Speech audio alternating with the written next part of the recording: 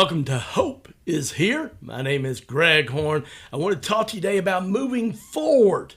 Oh my goodness. This is a lesson that I'm going to share with you today and tomorrow that I've had to learn and repeat in my life over and over again. I really believe somebody listening today or watching on our YouTube channel that they need to be reminded that because of Jesus Christ, no matter what's happened in your life today, you can move forward.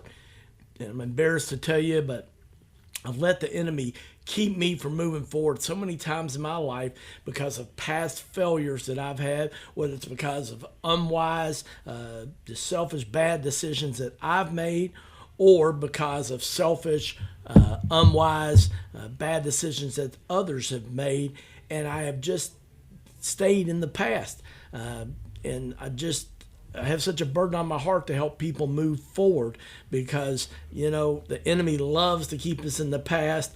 I think for some of you listening or watching on our YouTube channel today, God is saying, hey, I want to help you move forward, but you got to let go of the past.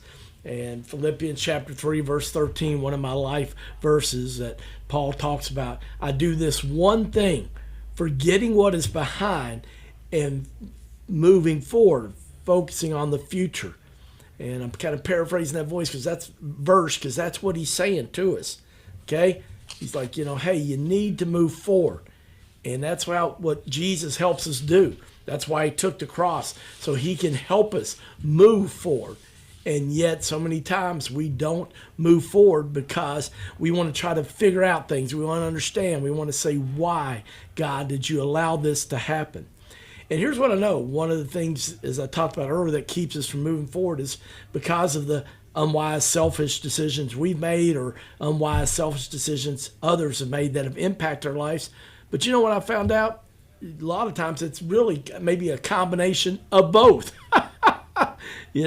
We do some unwise decisions. Somebody else does that impacts us. And, next thing you know, we're stuck in the past. And the thing that just grieves me, friends, you look up and, 6 weeks goes by, 6 months goes by, 6 years goes by. And, you're like, are you serious? And, I turned 60 back in June. And, I used to think that was really old. And yet, the thing that did cause me to reflect, because life just flies by. And one thing that's really grieved me is that I'm so thankful where I'm at, and God has blessed me in so many ways, but I think I could be further along in some areas of my life if I would have moved forward. So, I hope you've got a pen, a pencil, or your laptop. I want to take some notes today and tomorrow because I really believe you're going to be blessed by what I'm going to share, because I'm going to share some things that God has taught me in my 60-plus years of life about how to move forward when you're disheartened, when you're discouraged. In fact, maybe you're even a little bit hopeless. But you know what? We can always move forward if we choose to, and I hope you're going to be blessed. I've got an acronym that I love acronyms if you listen to Hope is Here very often. And today we'll get through FOR, and then tomorrow we'll get WARD. But the letter F, okay, the first letter, if you're going to move forward in your life, no matter what's happened, is you got to simply, with the letter F, you got to fight. You got to fight. It is a battle to move forward. I want to remind you, John 10:10, Jesus said the enemy comes to steal and to kill and destroy.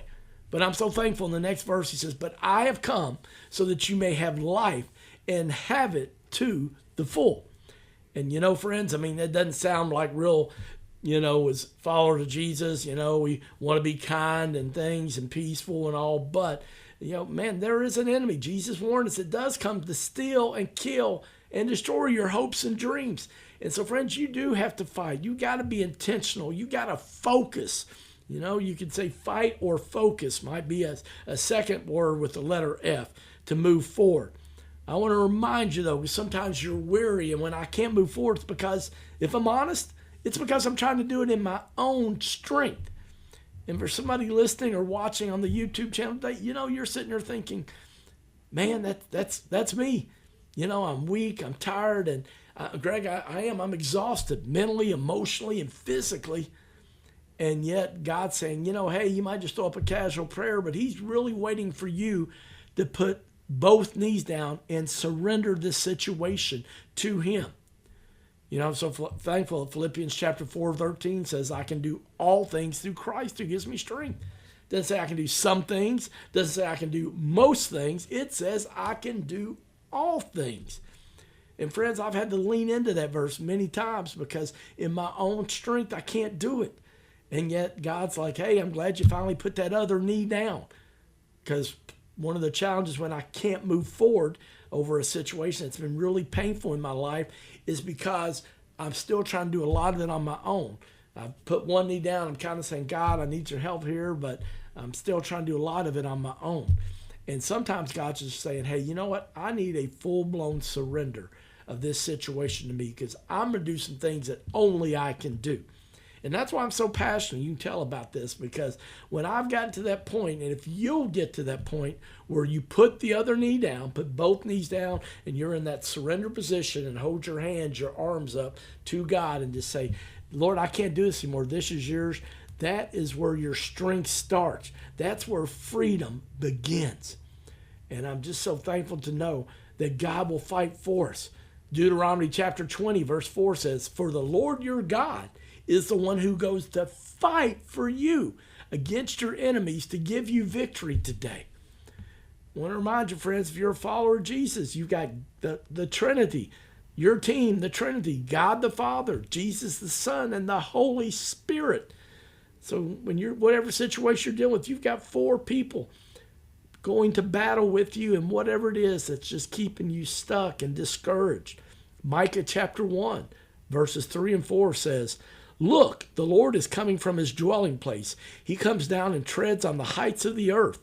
The mountains melt beneath him, and the valleys split apart, like wax before the fire, like water rushing down a slope. Oh, friends, God comes down from his dwelling place to help us when we're in tough times. 2 Corinthians chapter 2, verse 5 says, we demolish arguments and every pretension that sets itself up against the knowledge of God, and we take captive every thought to make it obedient to Jesus Christ. I love that. It says we take captive every thought to make it obedient to Christ. Friends, we have to be intentional. We have to focus. We have to fight to keep our mental health good. And that comes with taking every captive thought. If you're hearing voices like you're dumb, you're stupid, you're ugly, you don't do anything right, you're a failure. Friends, those are lies straight from the pit of hell and from the enemy, Satan. Those voices, those thoughts are not from God. And so you got to take thoughts captive. The Bible tells us that we are the head and not the tail. Oh, that's powerful to know. We are the head and not the tail. And yet you got to choose to do that. Okay? You got to choose to do that. Another reason why people sometimes can't move forward is they've got to forgive first. Oh, friends, until you forgive, whatever wound has happened that's kept you from moving forward, whether it's a divorce, your former spouse, maybe it's a former boss you had at a job where they let you go or they eliminated your position. It could be a parent that hurt you, a friend, or maybe you're even like, you need to forgive God. Sometimes because we just don't really understand or believe Isaiah chapter 55, verses 8 and 9 that says, for my thoughts are not your thoughts, and my ways are not your ways, declare the Lord. As high as the heavens are above the earth, so are my thoughts and my ways higher than your thoughts and your ways.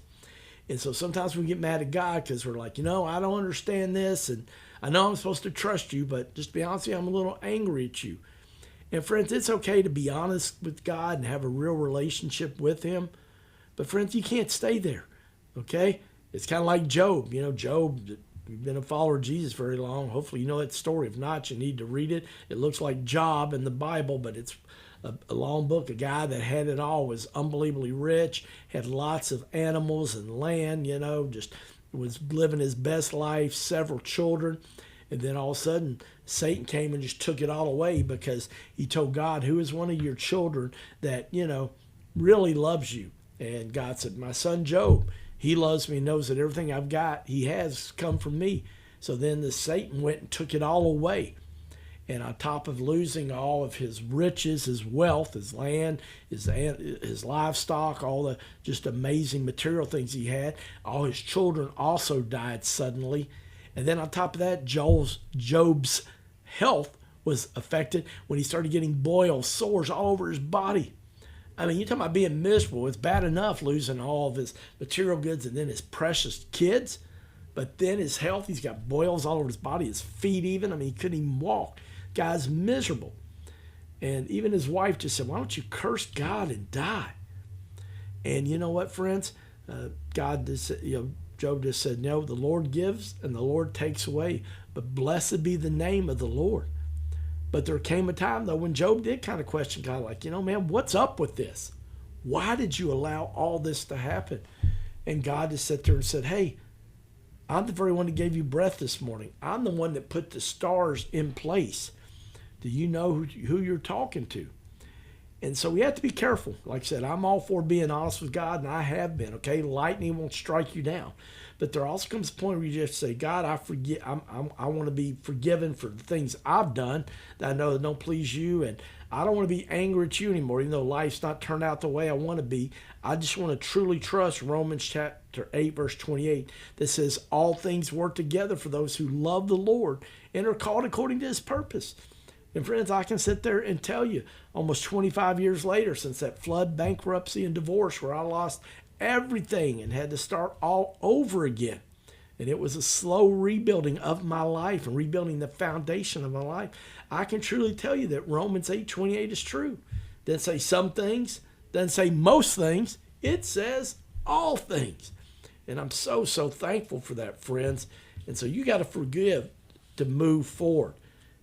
And part of the ways you do that is, sometimes you try to forgive, but then anxiety tries to sneak back in your mind and heart. And I remind you, 1 Peter chapter 5, verse 7 says, cast all your anxiety on God because he cares for you. We got some people like to fish, and, I'm not a huge like to go fishing by any stretch, but I've done it a few times. And, when you cast that reel, well, that's what you got to do. Just cast those cares, those anxiety, worries. Like, say, God, I am physically given to use. And I've done that arm motion like you do when you're casting a fishing rod. And just said, I'm giving this to you. Because here's what I know, friends. I've been doing this ministry thing now, both working in the church and Hope is Here Ministry. We're celebrating our 8th anniversary in October. Oh, man, I get emotional thinking about it. God's been so good to supply our financial needs to make this radio program, and has expanded the ministry to reach in so many other areas besides our radio program and podcast. But here's what I know, friends. The number one thing I've learned now in doing ministry now for almost 24 years is that people are harder on themselves than God is. I'll say it again.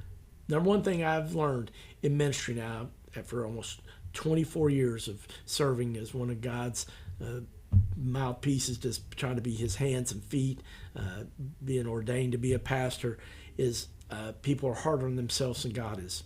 They can't forgive themselves, and trust me, I get it. Nobody's harder on Greg Horn than Greg Horn. But I want to close today's program with Psalm 103, verse 12.